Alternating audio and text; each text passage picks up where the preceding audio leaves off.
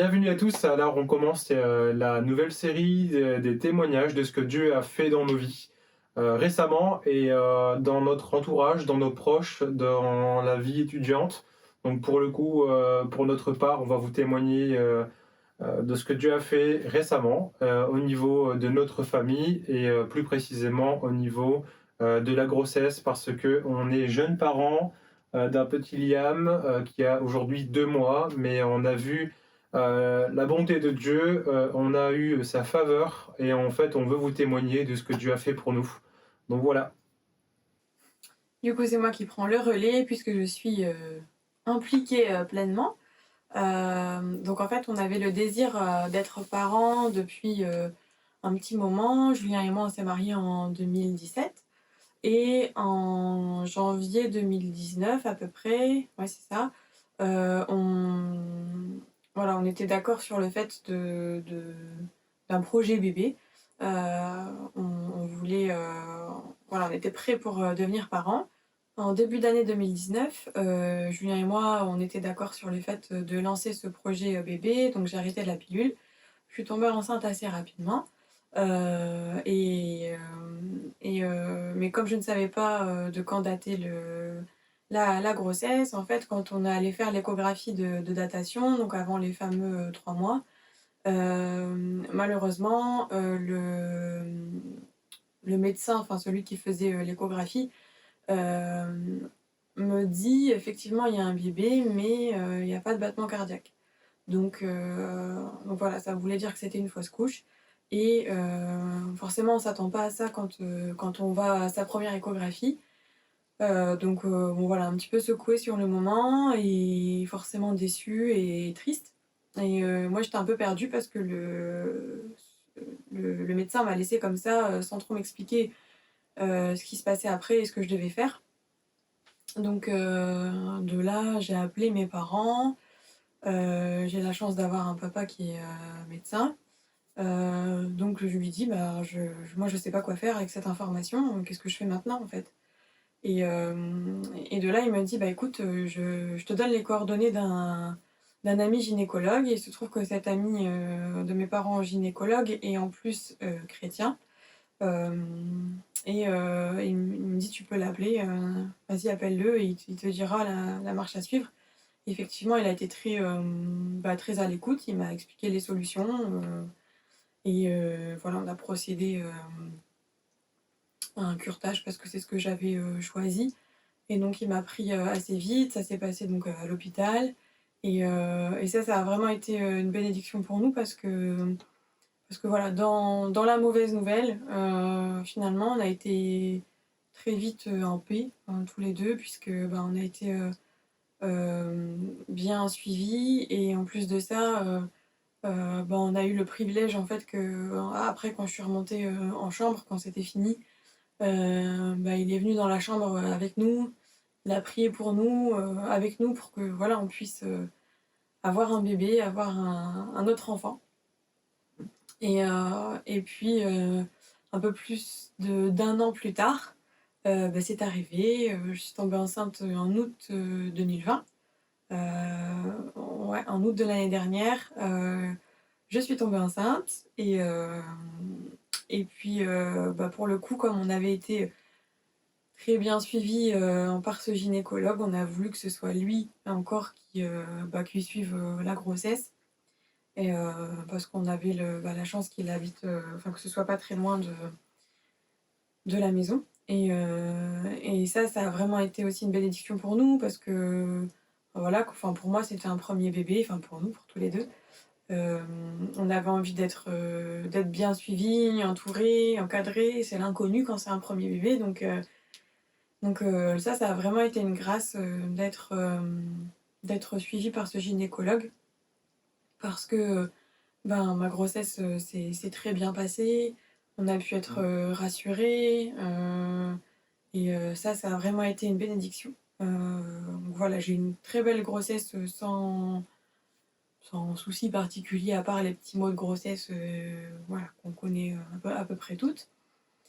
Et ce qu'on voulait partager avec vous aussi, c'était la partie, le moment de l'accouchement en lui-même. parce que voilà, c'est quelque chose qui quand même m'inquiétait, on peut le dire. Voilà, on ne sait pas comment ça va se passer. Moi, je suis quelqu'un qui aime bien contrôler les choses, et là, un accouchement, on contrôle rien du tout. On ne sait pas quand est-ce qu'il va arriver, comment, Mm. de quelle façon, combien de temps ça va durer. Enfin, je me Mm. posais mille et une questions, comme beaucoup de filles ou de femmes à qui ça arrive, je pense. Mm. Euh, voilà, je savais que j'avais Dieu avec moi, mais malgré tout, voilà, ça cogitait dans ma tête, et je Mm. me posais quand même beaucoup de questions. Alors moi, c'est la partie péridurale. Alors c'est pas moi qui l'ai eu. Par contre, c'est quelque chose qui m'angoissait de savoir que Noémie allait avoir une péridurale. Donc je sais pas pourquoi. Voilà, on avait prié pour ça et on avait demandé à Dieu vraiment de conduire toute chose. Et en fait, au moment où Noémie doit recevoir la péridurale, j'ai dit au médecin que je quittais la pièce pour pas voir cette piqûre. Et en fait, ce qui s'est passé, c'est que le moment où le médecin, donc c'est un anesthésiste, il est arrivé, il s'avère que c'était quelqu'un que je connaissais, que j'avais déjà rencontré auparavant à mon travail, quelques années avant, et à qui je m'étais toujours très bien entendu. Donc ça m'a tout de suite rassuré et c'était très naturel. Il m'a dit bah viens dans la pièce, et en fait j'ai accepté sans trop réfléchir. Et en fait j'ai vraiment été heureux de participer à cette entre guillemets épreuve, parce que j'ai pu être là pour Noémie, j'ai pu la soutenir, et moi j'ai pu être là aussi à ce moment-là. Et en fait, merci Seigneur, parce que tout a été conduit. Alors comme vous pouvez le constater, Liam nous a rejoint. Donc on va continuer avec le témoin de la scène, hein. C'était lui qui était en première ligne, le principal intéressé. Donc après la partie péridurale, en fait, il y a la partie accouchement. Donc le travail avait commencé depuis plusieurs heures, on était vraiment fatigués, Noémie encore plus forcément. Et donc Noémie rentrait en salle de travail vers 14 heures, et vers 22 heures à peu près, c'était quasiment ouvert. Et la sage-femme nous dit que Liam ne s'engage pas dans le bassin. Donc voilà, que le col était ouvert, mais que le bébé ne descend pas. Et elle nous fait comprendre indirectement que si le bébé ne s'engage pas dans le bassin, ça veut dire césarienne. Alors, et elle nous dit, donc je reviens dans 30 minutes, je pars, je reviens, et ensuite on prend la décision. Le moment où elle quitte la salle de travail, tout simplement, on se regarde avec Noémie, et puis on dit non, on refuse la césarienne, et on va demander à Dieu vraiment un accouchement par voie basse. On sait que depuis le départ, on a eu la faveur de Dieu, Dieu nous a bénis, et donc on s'est mis à prier. Et en même temps, on disait à Dieu, si ça devait être une césarienne, alors on l'accepterait quand même, parce que c'est sa volonté.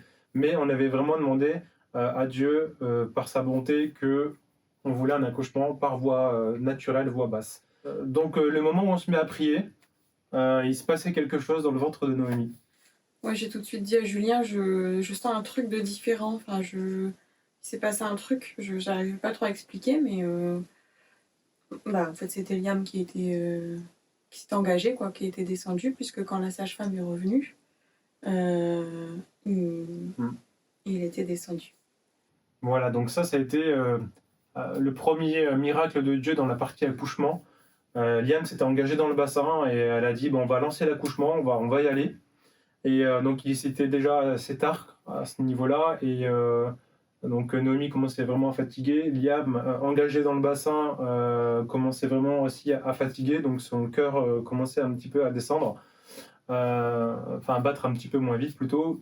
Et le parti donc accouchement, le gynécologue chrétien qui vient et qui analyse la chose, et là il sent que la tête est du mauvais côté, donc il a le visage vers le haut au lieu d'avoir le visage vers le bas, et apparemment le visage vers le haut, ça peut être un accouchement très très très douloureux pour la maman, et je pense pas terrible aussi pour le bébé. Donc la sage-femme dit au gynécologue, là il faut y aller maintenant, et le gynécologue a eu le discernement, et il s'est dit non, on attend encore 30 minutes. Et la sage-femme avait l'air un peu surprise, mais elle a dit d'accord docteur. Le gynécologue est parti. Il est revenu 30 minutes plus tard. Et lorsqu'il est revenu, en fait, la tête, Liam s'était retourné et donc il était prêt à sortir. Et on a su donc après par le lendemain que le gynéco, en fait, il était parti pendant 30 minutes prier dans son bureau pour demander à Dieu un accouchement par voie basse naturelle, sans complications. Et à ce moment-là, on a vu tout de suite qu'on a eu le deuxième miracle de Dieu en moins d'une heure. Et c'était incroyable. Et puis l'accouchement s'est très bien passé ensuite. Liam est arrivé à peine 20 minutes plus tard. Donc voilà. Et maintenant, on est vraiment heureux. Parce que la morale de l'histoire, en fait, c'est qu'on a eu vraiment la faveur de Dieu. Mais vous aussi, vous pouvez avoir la faveur de Dieu dans n'importe quelle situation de votre vie. Et on veut vraiment vous encourager parce que Dieu est fidèle dans toutes les choses de nos vies, en fait. Et, et Dieu a été fidèle donc pendant ma grossesse, dans l'accouchement, mais aussi après l'accouchement, parce que voilà, l'accouchement c'est quand même, c'est beaucoup d'émotions qui se mélangent et une fois qu'on rentre à la maison, il y a aussi c'est une nouvelle vie qui commence et il y a de la fatigue, des questions parfois et jusqu'au bout Dieu a été fidèle puisque j'ai été mis en relation avec une femme super qui est chrétienne aussi et qui maîtrise vraiment bien le sujet de la parentalité.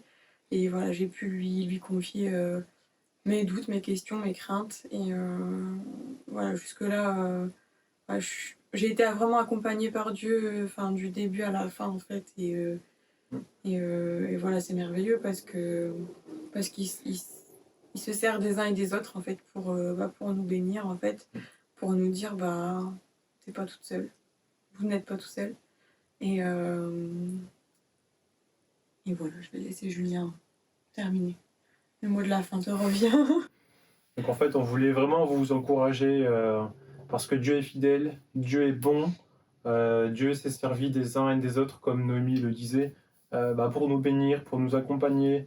Et donc on peut voir aussi que Dieu, dans chaque situation de nos vies, les moindres petits détails, en fait, il faut vraiment qu'on puisse chacun lui faire confiance, abandonner les choses. Et ça permet de rester d'abord dans la paix, dans les situations où les hommes où la médecine des fois peuvent être dans l'interrogation ou ne pas savoir. En fait, nous, même si on ne sait pas, on sait que derrière on a notre Dieu vivant et on sait qu'on peut compter sur lui à chaque instant et on sait que tout est possible à celui qui croit. Et voilà, on a vécu la grâce de Dieu, on a vécu cette bonté et on a vécu aussi sa fidélité. Et ça c'est notre histoire parce qu'on l'a vécu. Et on ne peut pas renier ce que Dieu a fait pour nous et donc on est obligé de le témoigner.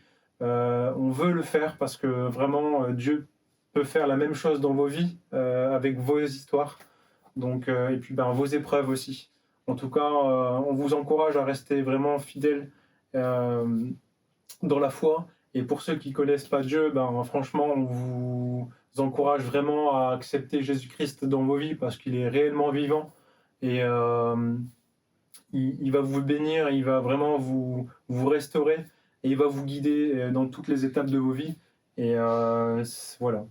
En tout cas, on espère que ce témoignage vous aura encouragé, que vous connaissiez Dieu déjà ou pas encore.